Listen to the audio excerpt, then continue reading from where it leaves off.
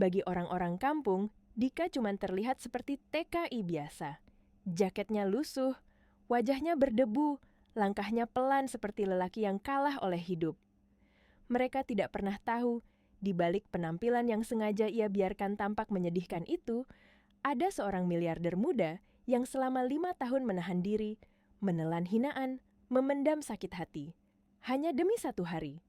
Hari ketika ia pulang. Hari ketika ia ingin membungkam mulut-mulut sombong itu dengan kenyataan. Di dalam saku jaket denim bututnya, ada sebuah kartu ATM. Bukan kartu biasa. Angkanya bahkan seperti mimpi yang tidak masuk akal untuk ukuran kampung kecil itu. 5 triliun rupiah, hasil kerja keras yang ia kumpulkan siang malam, ditambah keuntungan dari bisnis ekspor yang diam-diam ia rintis di tanah Arab, sampai namanya jadi pemilik perusahaan ekspor baru yang paling terkenal. Namun, Dika memilih diam, ia tidak pamer, ia tidak mengumumkan kepulangannya. Ia bahkan sengaja tidak memberi kabar pada istrinya, Siska, dan ibunya tercinta, Bu Aminah. Ia ingin melihat sesuatu yang sederhana, tapi sangat menentukan. Apakah keluarganya akan menyambutnya dengan tulus, meski ia pulang seperti orang gagal? Dika berjalan menyusuri gang kecil menuju rumah yang ia bangun sendiri dari keringat dan darahnya. Setiap bulan, hampir 90% gajinya ia kirimkan ke Siska. Ia bayangkan ibunya tidur di kamar yang nyaman, ada AC, ada ranjang empuk, ada makanan hangat. Ia bayangkan senyum Bu Aminah yang damai. Ia bayangkan Siska memeluknya sambil menangis bahagia. Dan saat rumah itu akhirnya terlihat, Dika berhenti. Rumah mewah, 2 lantai dengan cat putih bersih, pagar besi tinggi berukir mahal, semua seperti istana. Dika menarik napas panjang, ada rasa bangga yang mengembang di dadanya. Ia sempat berbisik dalam hati, ibu pasti senang tinggal di sini. Tapi, detik berikutnya, alis Dika mengernyit. Dari dalam rumah terdengar musik keras. Tawa ramai, gelak yang terlalu bebas, terlalu pesta, seperti rumah itu bukan sedang menunggu seorang suami pulang, tapi sedang jadi tempat hura-hura. Di garasi terparkir 3 mobil mewah yang bukan miliknya. Dika mendadak merasa asing di rumahnya sendiri. Ia mencoba berpikir positif. Mungkin Siska sedang arisan. Mungkin ada tamu-tamu perempuan kampung yang ikut merayakan. Dika menelan rasa tidak enak itu dalam-dalam, lalu memutuskan tidak masuk lewat pintu depan. Ia memilih pintu samping yang tembus ke dapur. Ia ingin memeluk ibunya dulu. Pelan-pelan, ia membuka pintu dapur yang tidak terkunci. Aroma masakan langsung menyergap hidungnya, harum, menggoda. Ada bau rendang, opor ayam, kue-kue mahal. Perutnya yang kosong sejak pagi langsung terasa melilit. Namun, rasa lapar itu lenyap seketika. Karena pemandangan di sudut dapur membuat dunia Dika seperti berhenti berputar. Di pojokan, dekat tempat sampah dan kotak pasir kucing yang kotor, ada seorang wanita tua duduk merapat ke lantai. Tubuhnya kurus kering, seolah tinggal kulit membungkus tulang. Rambut putihnya acak-acakan. Ia memakai baju duster yang robek di bagian ketiak, warnanya kusam seperti kain pel yang diperas ribuan kali. Itu ibunya. Bu Aminah, mata Dika langsung panas. Tenggorokannya mengeras. Tangannya gemetar ketika melihat apa yang dipegang ibunya. Sebuah piring plastik yang sudah pecah. Dan di atas piring itu, bukan nasi hangat, bukan lauk yang layak, melainkan tulang-tulang ayam bekas. Bekas gigitan orang. Bu Aminah mengais sisa daging yang menempel di tulang itu, pelan-pelan, seperti seseorang yang sudah terlalu lama akrab dengan lapar. Suaranya lirih, serak, menyayat. Pus, minggir dulu ya, nenek lapar. Mobil melaju tenang meninggalkan gerbang rumah itu. Dan untuk pertama kalinya sejak Dika pulang, ia merasa napasnya tidak lagi tertahan. Jalanan desa terbentang di depan, hijau, sederhana, jauh dari kemewahan palsu yang tadi mereka tinggalkan. Bu Aminah duduk bersandar, matanya menatap keluar jendela. Seolah masih belum percaya bahwa semuanya benar-benar terjadi. Bu, dingin, tanya Dika lembut. Bu Aminah menggeleng pelan, lalu tersenyum kecil. Hangat nak, hangat sekali. Kata itu membuat dada Dika bergetar. Hangat. Sesuatu yang begitu sederhana, tapi selama ini dirampas dari ibunya. Mobil berhenti di sebuah rumah kecil yang rapi, tidak mewah, tapi bersih dan terang. Halamannya luas, ada pohon mangga tua di sudut, dan kursi kayu di teras depan. Beberapa perawat berdiri, menyambut dengan senyum ramah, menunduk hormat pada Bu Aminah. "Ibu Aminah, silakan," kata salah satu dari mereka lembut. Bu Aminah memandang Dika dengan mata bertanya, "Nak, ini rumah siapa?" Dika menggenggam tangannya. "Rumah kita, Bu. Rumah yang tenang. Tidak ada teriakan, tidak ada hinaan." Bu Aminah melangkah masuk pelan.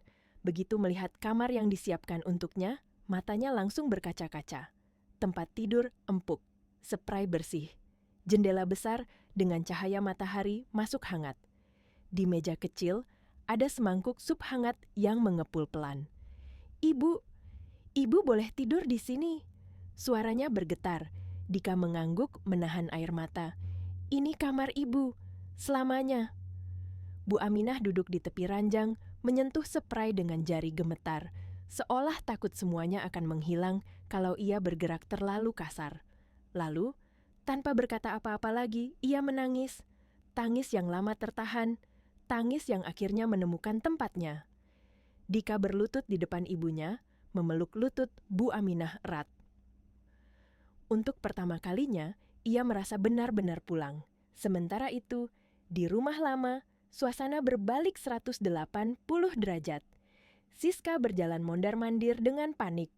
Koper terbuka di lantai, pakaian berserakan. Ponselnya bergetar tanpa henti. Pesan dari teman-teman sosialitanya masuk satu persatu. "Kok kartuku ditolak? Transfernya gagal." "Kamu lagi kenapa sih?" Wajah Siska pucat. Tangannya gemetar saat mencoba login ke rekeningnya. Gagal. Semua akses terkunci. Ia menjerit frustasi membanting ponsel ke sofa. "Ini nggak mungkin," gumamnya. Pintu depan diketuk lagi. Kali ini bukan sopan, tegas. Seorang petugas datang menyerahkan surat resmi. Wajahnya datar, profesional. "Waktu ibu tinggal 30 menit. Siska terduduk lemas.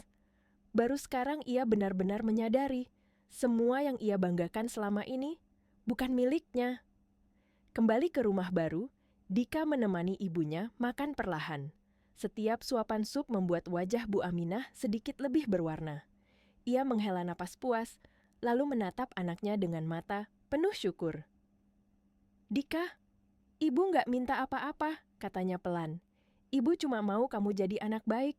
Dika tersenyum, mengusap tangan ibunya. "Doa ibu sudah cukup, Bu." Di luar, matahari mulai condong ke barat. Cahaya sore menyinari halaman dengan lembut. Dika berdiri di teras, menatap langit yang berubah warna. Ponselnya kembali bergetar. Kali ini ia menjawab. "Iya," ucapnya singkat. "Lanjutkan sesuai rencana." Ia mematikan panggilan, lalu menoleh ke arah jendela kamar ibunya. Bu Aminah sudah tertidur nyenyak, wajahnya damai. Dika menarik napas panjang. Satu bab telah ditutup, tapi masih ada satu kebenaran lagi yang harus diselesaikan. Malam turun perlahan di rumah baru itu, membawa ketenangan yang belum pernah Bu Aminah rasakan selama bertahun-tahun. Lampu kamar redup, tirai bergoyang pelan tertiup angin. Dika duduk di kursi dekat ranjang ibunya, mendengarkan napasnya yang teratur. Setiap tarikan napas itu seperti jawaban atas doa panjang yang akhirnya dikabulkan. Ia berdiri pelan, menutup pintu kamar tanpa suara, lalu berjalan ke ruang tamu. Di sana, beberapa orang sudah menunggu. Wajah-wajah serius, rapi, penuh tanggung jawab. Dika duduk menatap mereka satu persatu. "Mulai malam ini," ucapnya tenang, "semua yang selama ini ditutup, dibuka." Seorang pria mengangguk. "Bukti lengkap, Pak. Transfer, rekaman, saksi, dana yang disalahgunakan, perlakuan terhadap ibu bapak, semuanya terdokumentasi." Dika menghela napas. Tidak ada kepuasan di wajahnya, hanya kelegaan. Jalankan sesuai hukum, jangan dilebihkan, jangan dikurangkan. Mereka mengangguk serempak, lalu pergi tanpa banyak bicara. Di tempat lain, Siska duduk di kamar kos sempit, koper setengah terbuka. Dinding tipis, lampu redup, bau apek menusuk hidung. Ia memandangi cermin kecil di meja, wajahnya kusut, riasan luntur. Ponselnya berbunyi. Panggilan masuk. Ia mengangkatnya dengan tangan gemetar. "Siska, Suara di seberang terdengar dingin. Kami perlu klarifikasi soal laporan penggunaan dana dan dugaan penelantaran. Darahnya seperti berhenti mengalir. Aku bisa jelaskan. Kami tunggu besok pagi, panggilan terputus. Siska terjatuh di kasur tipis. Untuk pertama kalinya, tidak ada siapapun yang menolongnya. Tidak ada kartu yang bisa digesek. Tidak ada tamu yang memuji. Hanya dirinya sendiri.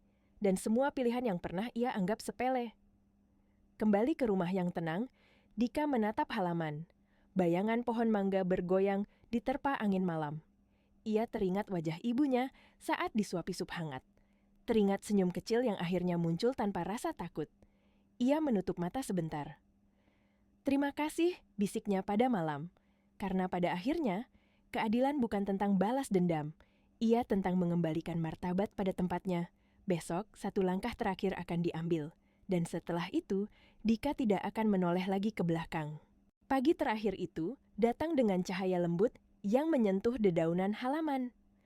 Burung-burung kecil berkicau, seolah ikut merayakan sesuatu yang baru dimulai. Dika berdiri di teras rumah, secangkir teh hangat di tangannya.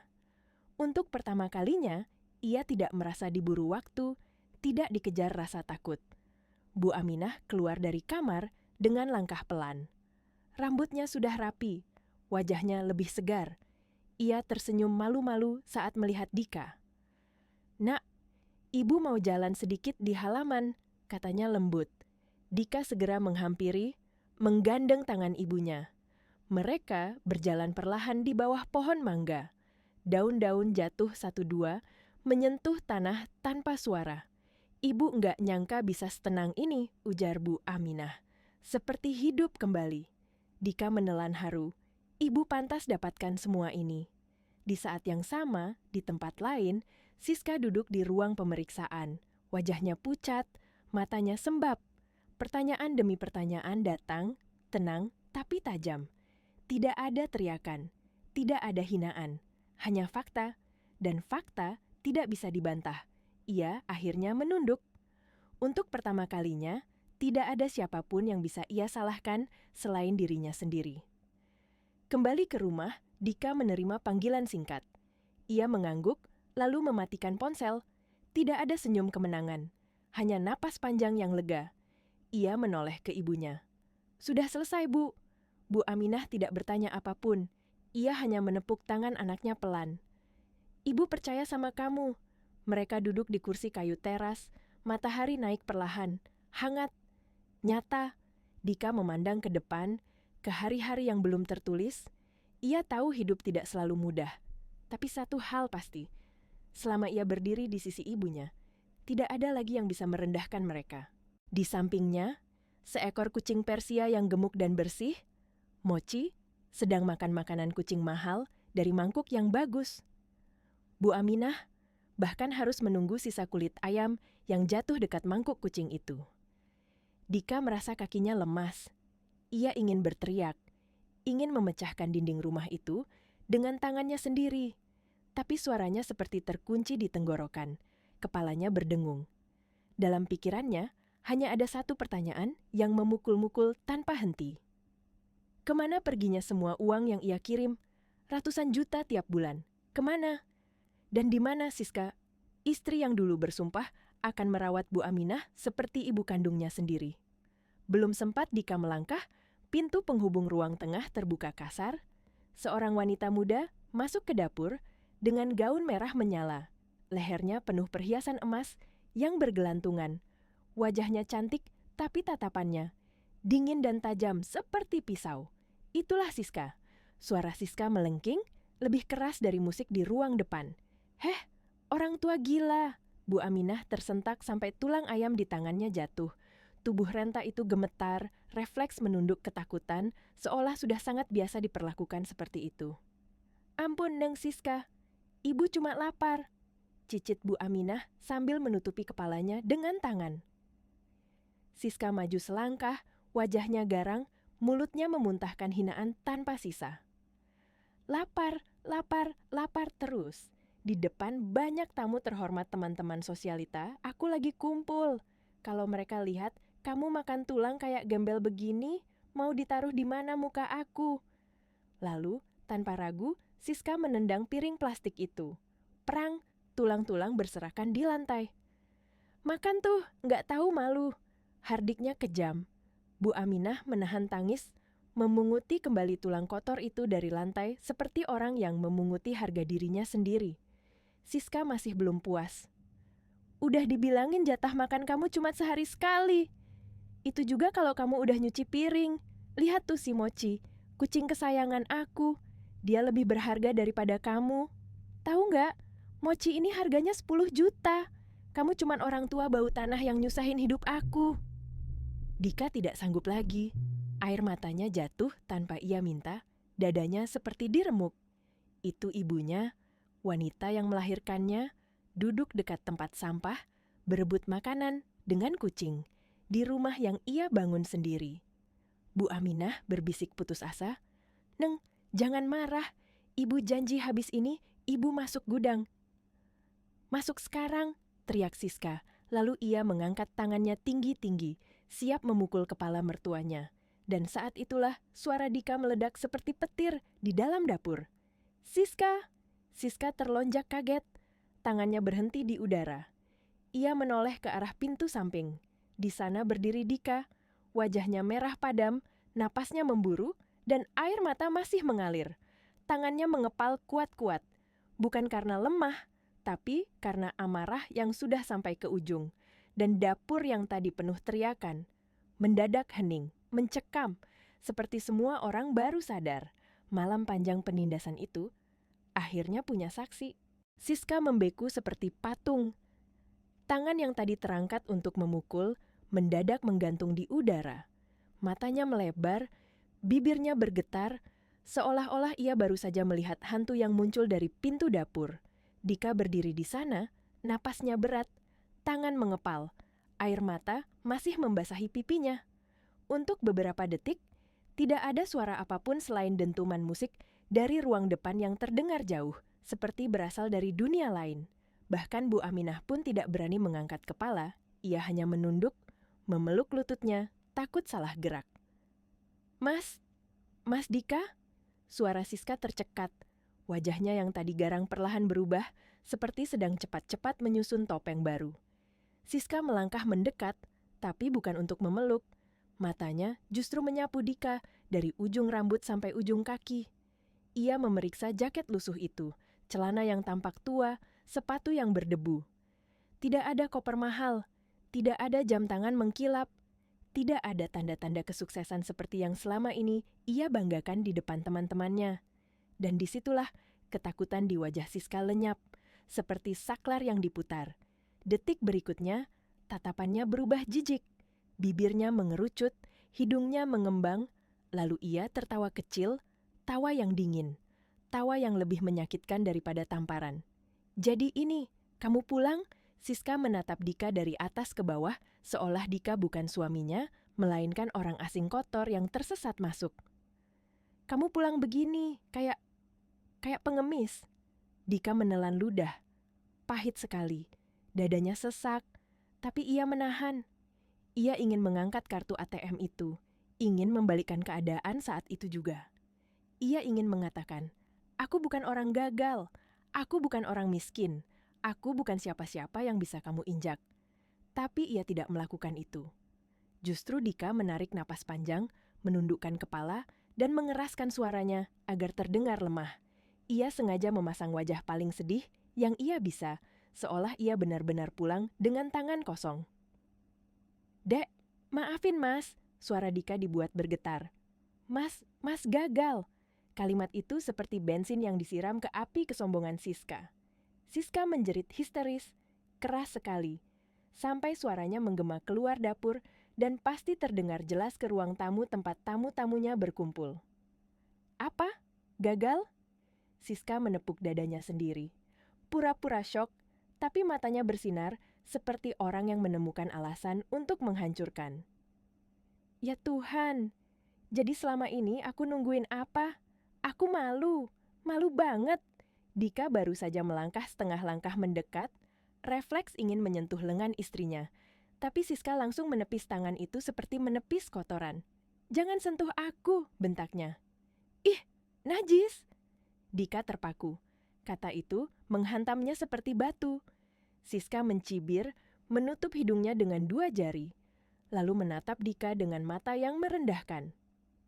Udah miskin, bau lagi. Kamu kira ini rumah singgah? Kamu kira aku mau hidup sama orang gagal? Dika menahan napas.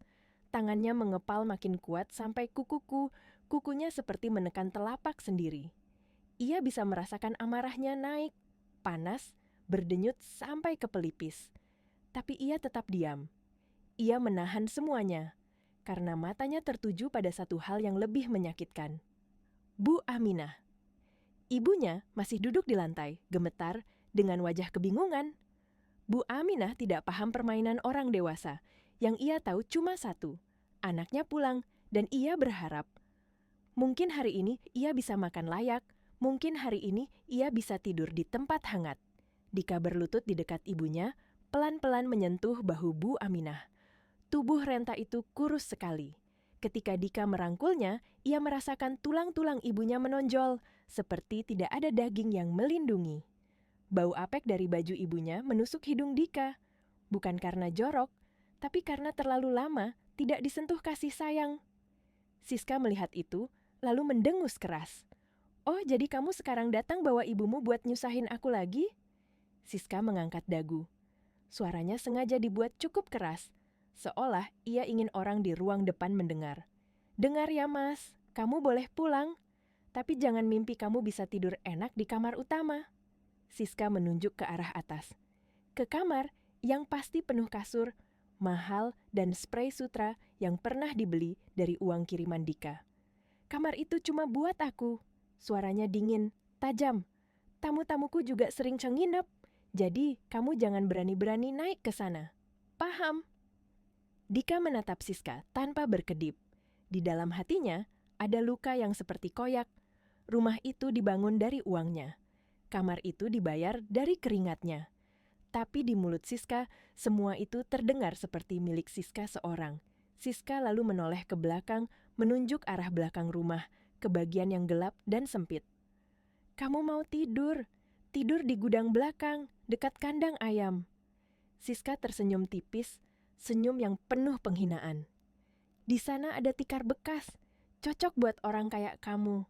Lalu ia menatap Bu Aminah dengan tajam, seolah Bu Aminah bukan manusia, dan ibumu itu ikut kamu. Biar sekalian. Hitung-hitung kamu nemenin orang tua pikun yang suka bikin malu. Bu Aminah menunduk makin dalam, bibirnya gemetar menahan tangis. Dika merasakan dada ibunya naik turun, seperti menahan sakit yang terlalu berat untuk dikeluarkan. Dika mengusap punggung ibunya pelan, lalu menatap Siska sekali lagi. Suaranya rendah, pelan, tapi penuh arti. Baik dek, Siska tampak puas, seolah ia baru saja menang besar. Ia membalik badan dengan angkuh, bersiap kembali ke ruang tamu, ketawa sosialita, dan pesta kecilnya, seolah tidak ada yang terjadi. Tapi Dika belum selesai. Ia menelan rasa pahit di mulutnya, lalu berkata dengan suara yang lebih tenang, lebih dalam. Mas akan tidur di gudang. Siska berhenti sebentar, menoleh dengan tatapan meremehkan. Seakan berkata, memang seharusnya begitu. Dika melanjutkan, tidak meninggikan suara, tapi setiap kata seperti paku. Tapi ingat kata-kata mas. Air mata ibu yang jatuh hari ini, suatu saat akan jadi tagihan yang harus kamu bayar. Siska tertawa kecil, mengejek. Ia tidak percaya. Ia menganggap itu ancaman kosong dari lelaki yang pulang gagal. Lalu ia pergi, meninggalkan dapur, meninggalkan bau tulang, meninggalkan ibunya Dika yang masih gemetar di lantai. Dika menarik napas panjang, menahan semua yang ingin meledak di dadanya. Ia mengangkat Bu Aminah perlahan, seperti mengangkat sesuatu yang paling berharga di dunia. Ayo Bu, bisik Dika lembut, kita ke gudang dulu. Bu Aminah menatap anaknya dengan mata berair.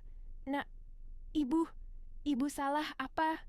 Dika ingin menjawab, ingin berkata bahwa ibunya tidak salah apa-apa. Yang salah adalah manusia yang lupa diri. Tapi ia hanya menggeleng pelan, menahan tangis, lalu menuntun ibunya melewati lorong belakang. Gudang itu sempit, gelap. Bau kayu lembab dan debu menyambut mereka. Di lantai hanya ada tikar pandan yang sudah robek, tipis sekali, hampir tidak layak disebut alas tidur. Di sudut, ada ember menampung tetesan air dari atap yang bocor. Angin malam masuk dari celah papan, membuat ruangan itu menggigil. Dika membantu ibunya duduk, lalu membaringkan Bu Aminah perlahan di atas tikar itu.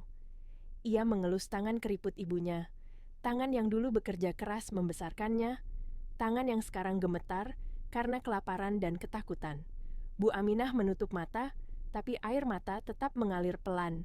Dika menatap langit-langit gudang yang berlubang, melihat bintang kecil di sela-sela atap yang rusak. Dan di saat itu, ia bersumpah dalam diam. Bukan sumpah yang meledak-ledak, tapi sumpah yang dingin. Sumpah seorang anak yang baru saja melihat ibunya diinjak-injak di rumahnya sendiri. Malam turun pelan-pelan, seperti sengaja ingin menekan dada Dika lebih dalam. Gudang itu semakin dingin. Angin menyelinap lewat celah papan, membuat tikar tipis di bawah tubuh Bu Aminah bergetar halus. Dika duduk bersandar di dinding, memeluk lututnya sendiri, matanya menatap lurus ke depan tanpa benar-benar melihat apapun. Ia mendengar tawa dari dalam rumah. Tawa Siska dan teman-temannya. Tawa yang ringan, bebas, penuh gelas beradu dan musik keras. Setiap dentingnya seperti pisau yang menggores telinga Dika. Rumah itu hidup, terang, hangat. Sementara ia dan ibunya terbuang di belakang, di tempat yang bahkan tidak layak disebut kamar. Bu Aminah terbatuk kecil, batuk kering yang panjang, membuat dada Dika mencelos. Ia langsung mendekat, menopang punggung ibunya. "Bu, pelan-pelan," bisik Dika. Bu Aminah membuka mata, matanya redup tapi masih penuh kasih. Ia tersenyum tipis, senyum yang rapuh, yang membuat hati Dika seperti diremas. "Dika, ibu senang kamu pulang," katanya lirih. Meski begini." Kalimat itu menghantam lebih keras daripada semua hinaan Siska. Dika menunduk, tenggorokannya tercekat. "Maafin Dika, Bu," ucapnya pelan. "Dika telat pulang."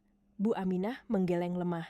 Tangannya yang kurus meraih tangan Dika, menggenggamnya dengan sisa tenaga. "Jangan bilang begitu. Ibu bangga. Kamu masih ingat Ibu." Dika memejamkan mata. Ia tidak sanggup menjawab. Kalau ia membuka mulut, air matanya pasti tumpah lebih deras. Malam semakin larut. Musik di dalam rumah masih belum berhenti. Tawa semakin mabuk. Bau masakan sisa pesta kadang tercium sampai ke gudang, membuat perut Dika perih. Ia tahu ibunya lebih lapar darinya, tapi tidak ada apapun yang bisa ia berikan. Sekitar tengah malam, langkah kaki terdengar mendekat ke arah belakang rumah. Dika langsung waspada. Ia berdiri setengah, menajamkan pendengaran. Pintu gudang berderit pelan, lalu terbuka sedikit. Cahaya lampu dari luar menyusup masuk. Sosok Siska muncul. Wajahnya sudah tidak seangkuh tadi. Riasannya sedikit luntur, matanya merah seperti habis minum. Di tangannya, ia membawa sebuah piring. Dika refleks melangkah ke depan, menutup tubuh ibunya. Siska melirik sinis. "Tenang aja," katanya dingin. "Aku cuma mau buang sisa." Ia melempar piring itu ke lantai gudang. Piring itu bukan berisi makanan utuh. Hanya nasi dingin yang menggumpal, bercampur kuah yang sudah basi, dan tulang-tulang sisa tamu. Piring itu bahkan sempat terbalik, membuat sebagian isinya tercecar di tanah. "Nih," ujar Siska malas. "Buat ibumu. Daripada mati kelaparan, anggap aja aku baik hati." Bu Aminah menatap piring itu dengan mata berkaca-kaca. Tangannya gemetar ingin meraih, tapi tubuhnya ragu. Ia melirik Dika, seolah minta izin. Dika menahan napas. Dadanya panas. Tangannya mengepal sampai bergetar. Tapi ia menahan diri, lagi-lagi menahan diri. "Terima kasih, Dek," ucap Dika pelan, menunduk. Suaranya sengaja dibuat rendah, seolah ia benar-benar tidak punya harga diri. Siska mendengus. "Besok pagi, sebelum tamu-tamuku bangun, kalian harus sudah bersih-bersih di belakang. Jangan bikin rumahku bau. Aku malu." Rumahku. Kata itu berputar-putar di kepala Dika seperti racun. Siska lalu menutup pintu gudang dengan kasar. Gelap kembali menyelimuti. Bu Aminah menangis pelan, hampir tidak bersuara. Ia memungut nasi yang tercecer di tanah dengan tangan gemetar. Dika langsung berlutut, menahan tangan ibunya. Bu, jangan, bisiknya. Bu Aminah menggeleng lemah. Nggak apa-apa nak, masih bisa dimakan. Dika tidak tahan lagi. Air matanya jatuh. Ia mengambil piring itu, membersihkan sedikit bagian yang masih layak, lalu menyuapi ibunya pelan-pelan, seperti menyuapi anak kecil. Setiap suapan terasa seperti pisau di dadanya sendiri. Setelah ibunya sedikit kenyang, Dika membaringkannya kembali.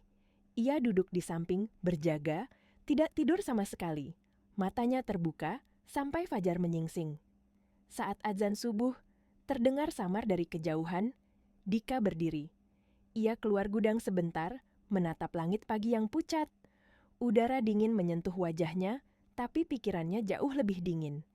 Ia mengambil ponsel tua dari saku jaketnya. Layar menyala. Ada puluhan pesan tak terbaca. Nama-nama asing, nama-nama besar, mitra bisnis, direktur, komisaris, orang-orang yang selama ini menunggunya memberi perintah. Dika menghela napas pelan. Bukan hari ini, katanya dalam hati. Hari ini, ia masih ingin melihat sejauh mana manusia bisa menjadi kejam. Sebelum keadilan turun, ia mematikan layar ponsel, memasukkannya kembali ke saku, lalu kembali ke gudang, duduk di samping ibunya yang tertidur lelah. Di dalam rumah, pesta mungkin akan segera berakhir. Tapi di dalam hati Dika, sebuah rencana baru saja dimulai. Pagi datang tanpa kehangatan.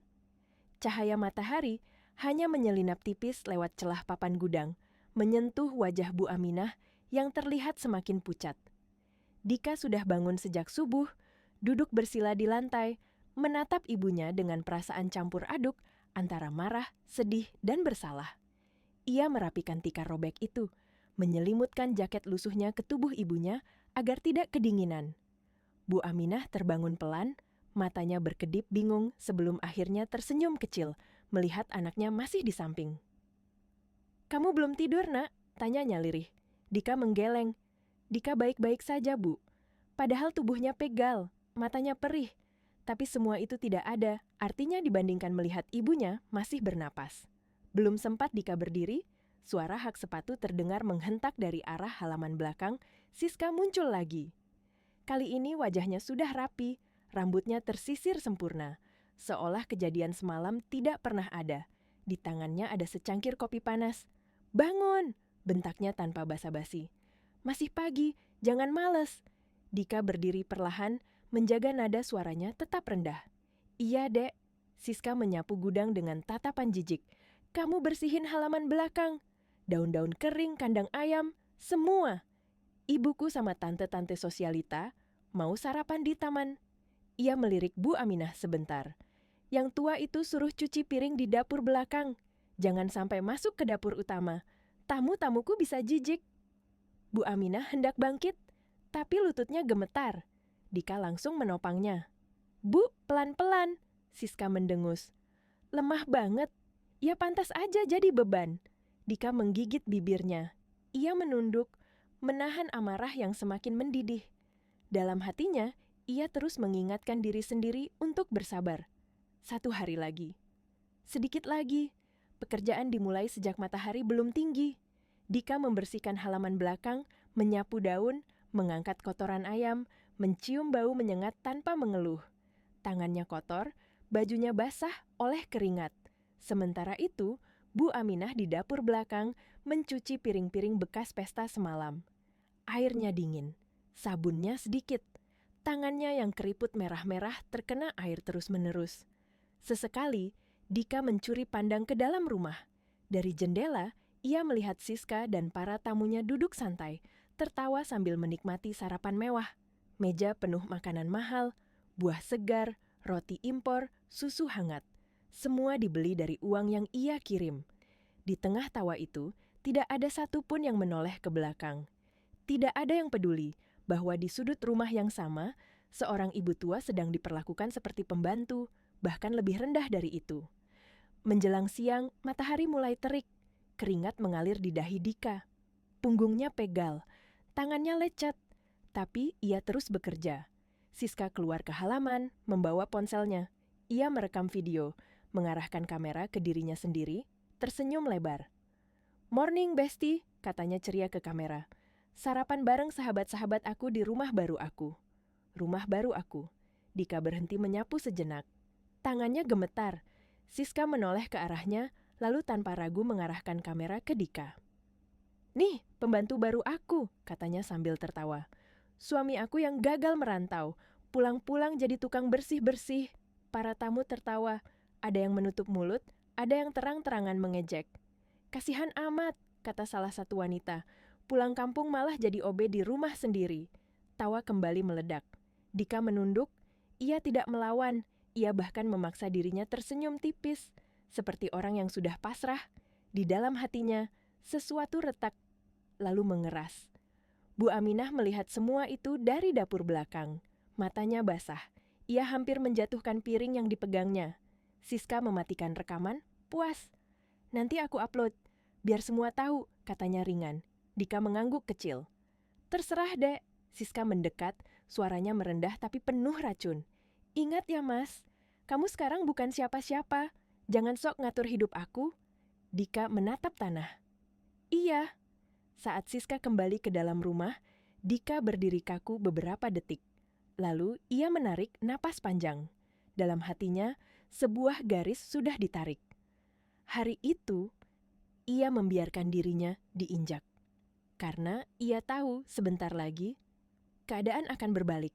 Siang berlalu dengan lambat, seolah waktu sengaja menyeret langkahnya untuk menguji kesabaran Dika sampai batas terakhir. Matahari tepat di atas kepala, panasnya membakar kulit. Halaman belakang sudah bersih, kandang ayam sudah dicuci, tapi Siska masih belum puas. "Masih kotor," teriak Siska dari teras sambil menunjuk sembarang. "Ulangi lagi, jangan asal." Dika mengangguk tanpa membantah. Ia kembali menyiram tanah yang sebenarnya sudah bersih, hanya untuk memuaskan ego seseorang yang sudah lupa siapa dirinya dulu. Setiap siraman air seperti menenggelamkan harga dirinya sendiri. Tapi wajahnya tetap tenang. Di dapur belakang, Bu Aminah mulai terhuyung. Tangannya gemetar, hebat. Piring yang ia pegang jatuh ke lantai dan pecah, suaranya nyaring memantul ke seluruh rumah. "Perang!" Siska langsung berlari ke arah belakang, wajahnya merah padam. "Astaga!" teriaknya. "Kamu ini sengaja ya?" Bu Aminah gemetar ketakutan. Ia langsung berlutut, memunguti pecahan piring dengan tangan telanjang. "Maaf, Neng. Ibu nggak sengaja. Ibu ganti." Dika berlari mendekat. "Bu, jangan dipegang." "Diam," bentak Siska. "Biarin, biar kapok." Dika melihat darah mulai menetes dari jari-jari ibunya. Tetesannya kecil, tapi setiap tetes seperti jatuh tepat ke dadanya. Sesuatu di dalam dirinya bergetar hebat, hampir runtuh. Ia mengangkat wajahnya perlahan, menatap Siska. Untuk pertama kalinya sejak ia pulang, tatapan itu bukan tatapan orang kalah. Ada api di sana. Dalam, gelap, menakutkan. Siska terdiam sejenak, seperti merasa ada yang berubah, tapi egonya terlalu besar untuk peduli. "Lihat tuh," katanya ke arah tamu-tamunya yang ikut mengintip. "Bikin rusuh aja orang tua nggak berguna." Dika tidak berkata apa-apa. Ia berlutut, memegang tangan ibunya dengan lembut, membersihkan darahnya dengan ujung bajunya sendiri. Suaranya pelan, hampir berbisik. "Bu, Dika janji, ini yang terakhir." Bu Aminah menatap anaknya, matanya penuh air. "Nak, jangan bikin masalah, ibu nggak apa-apa." Dika mengangguk, tapi di dalam hatinya ia tahu masalah sudah lama ada. Dan hari ini, ia akan mulai mengakhirinya. Sore menjelang, para tamu satu persatu pamit, mobil-mobil mewah keluar dari garasi, rumah kembali sepi, menyisakan kelelahan dan sisa-sisa pesta. Siska duduk di sofa, memainkan ponselnya, seolah hari itu berjalan sempurna. Dika mengantar ibunya kembali ke gudang. Ia duduk di samping Bu Aminah, memegang tangannya erat. Lalu, untuk pertama kalinya sejak pulang, ia mengeluarkan ponselnya di depan ibunya. Ia mengetik satu pesan singkat. "Hari ini." Tidak ada penjelasan, tidak ada emotikon. Tapi balasan datang hampir seketika. "Siap, Pak." Dika mematikan layar. Ia menatap ibunya, tersenyum lembut, senyum yang membuat Bu Aminah bingung sekaligus tenang. "Bu," kata Dika pelan, Besok, ibu nggak akan tidur di sini lagi? Bu Aminah terdiam. Kita mau kemana, nak? Dika mengelus rambut putih ibunya dengan penuh kasih ke tempat yang seharusnya. Malam turun kembali. Tapi kali ini, di dalam dada Dika, tidak ada lagi keraguan. Yang ada hanya ketenangan dingin. Ketenangan seseorang yang sudah memutuskan. Besok, semua akan berubah. Pagi itu datang dengan sunyi yang aneh. Tidak ada musik keras. Tidak ada tawa sosialita. Rumah terasa kosong seperti sedang menahan napas. Dika bangun lebih awal dari biasanya. Ia menatap wajah ibunya yang tertidur, gelisah di tikar gudang, lalu menghela napas pelan. Hari ini, ia membasuh wajahnya di keran belakang, airnya dingin menggigit kulit. Jaket lusuhnya ia rapikan, sepatunya ia bersihkan sekadarnya. Tidak untuk pamer, bukan untuk siapa-siapa. Hanya agar ia berdiri tegak saat waktunya tiba. Sekitar pukul 8 pagi, suara mesin mobil terdengar mendekat. Bukan satu, bukan dua, lebih dari itu. Deru yang rapi, teratur, berhenti tepat di depan rumah. Siska yang masih di kamar utama keluar dengan wajah kesal. Ribut amat sih pagi-pagi, gumamnya. Ia membuka tirai jendela dan tubuhnya langsung menegang. Di depan rumah berjejer beberapa mobil hitam mengilap. Platnya asing, bukan mobil kampung, bukan mobil teman-temannya. Pintu-pintu mobil terbuka hampir bersamaan. Beberapa pria turun dengan setelan rapi. Wajah serius, langkah mantap. Siska menelan ludah. Siapa mereka? Bisiknya panik. Pintu depan diketuk. Tok, tok, tok. Siska merapikan rambutnya cepat-cepat, menarik napas, lalu membuka pintu dengan senyum dibuat-buat. Cari siapa? Tanyanya dingin, berusaha berwibawa. Seorang pria paruh baya menunduk sopan. Kami mencari Pak Dika. Siska terkesiap kecil. Dika, yang tukang bersih-bersih itu. Pria itu mengangkat alis tapi tetap tenang. Suami ibu. Siska tertawa kaku. Oh, dia di belakang. Lagi sama ibunya. Ada perlu apa? Pria itu melirik ke dalam rumah. Matanya menyapu interior mewah itu tanpa ekspresi. Kami diundang. Siska tertawa lagi, kali ini lebih keras. Diundang? Sama siapa? Jangan bercanda deh, suami saya itu nggak punya apa-apa. Di saat itulah suara langkah kaki terdengar dari belakang rumah.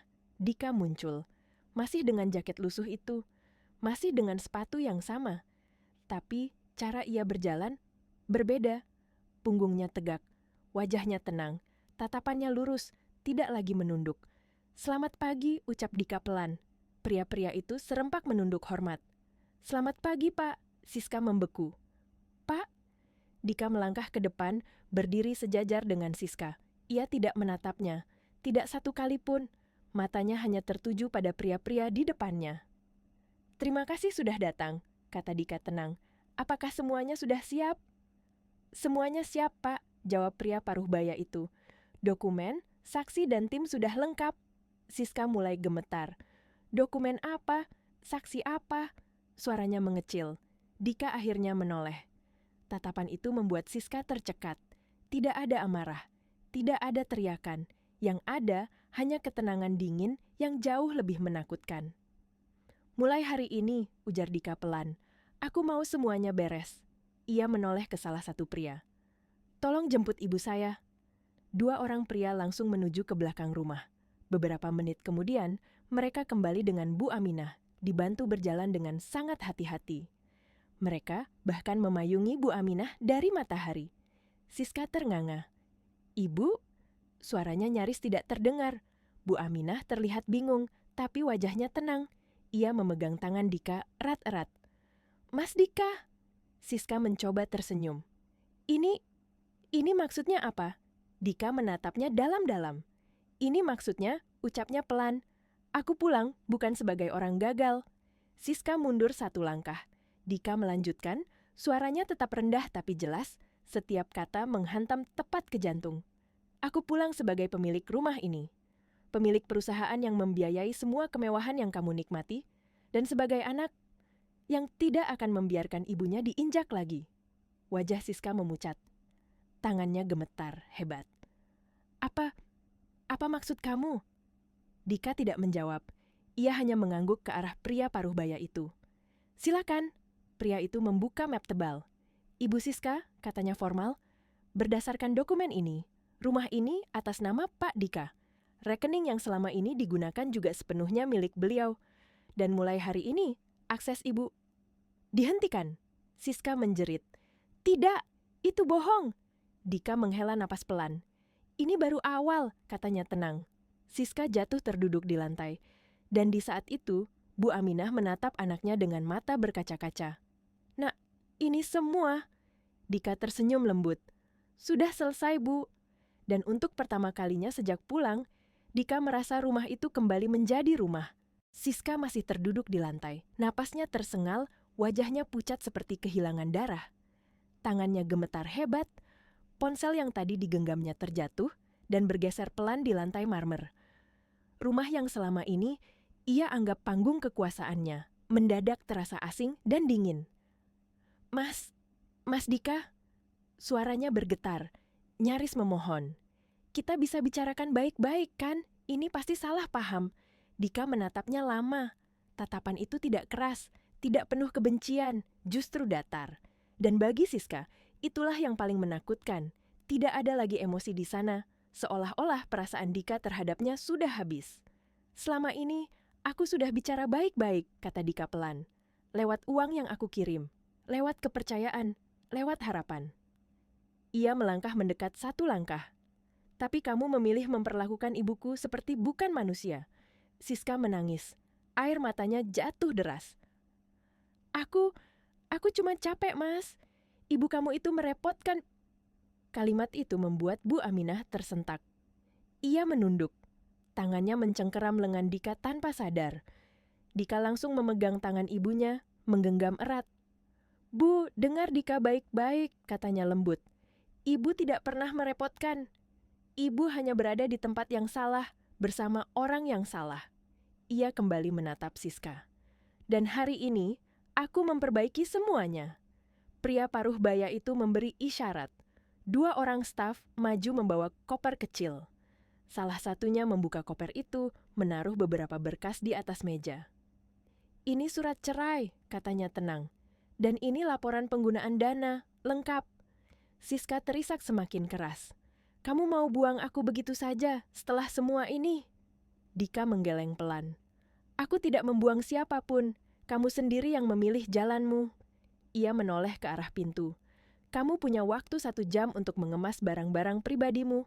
Setelah itu, rumah ini akan dikunci. Siska menjerit, mencoba merangkak mendekat, tapi 2 staf berdiri sopan namun tegas, menjaga jarak. Mas Dika, aku istrimu, katanya putus asa. Dika tidak menjawab. Ia hanya berbalik, menggandeng Bu Aminah dengan penuh hormat. Bu, ucapnya lembut, kita pulang. Bu Aminah menoleh ke belakang sebentar, ke arah Siska yang terisak di lantai. Tidak ada kebencian di matanya, hanya kelelahan dan kesedihan yang panjang. Ibu doakan kamu sadar, nak, katanya pelan. Kata-kata itu membuat tangisan Siska semakin pecah. Dika menuntun ibunya keluar rumah. Di depan pagar, sebuah mobil hitam sudah menunggu dengan pintu terbuka. Udara pagi terasa berbeda, lebih ringan, lebih lega. Saat Bu Aminah duduk di kursi empuk mobil itu, air mata kembali jatuh dari matanya. Bukan air mata sakit, tapi air mata lega. Dika, ibu nggak mimpi kan? Tanyanya lirih. Dika tersenyum, kali ini senyum yang benar-benar hangat. Enggak, Bu, mulai sekarang. Ibu nggak perlu takut lagi. Mobil bergerak pelan meninggalkan rumah itu. Rumah yang dulu dibangun dari cinta, lalu dipenuhi keserakahan, dan akhirnya ditinggalkan tanpa penyesalan. Dari dalam mobil, Dika menatap ke depan. Di dadanya tidak ada lagi amarah. Hanya satu tekad yang tersisa. Menebus semua hari ketika ibunya diperlakukan hina. Dan memastikan, hal itu tidak akan pernah terjadi lagi.